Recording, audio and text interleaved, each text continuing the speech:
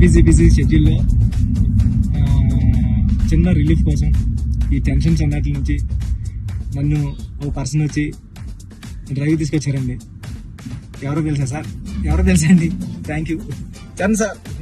వచ్చి ఈ కబుర్లని ఆపి వాళ్ళందరికీ ఎప్పుడు రిలీజ్ డేట్ పక్కగా చెప్పాలి సార్.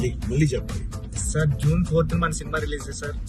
ట్రైలర్ ఎప్పుడు అది కూడా చెప్పండి. ట్రైలర్ 18 వచ్చేస్తుంది సార్. ట్రైలర్ అదే చెప్పావు కానీ పక్కానా సార్? పక్కా సార్, 200% పక్కా సార్. మంచి ఇంటర్వ్యూ, మంచి డ్రైవ్ తో మంచి ఇంటర్వ్యూ చేసి చాలా ఇంటర్వ్యూ.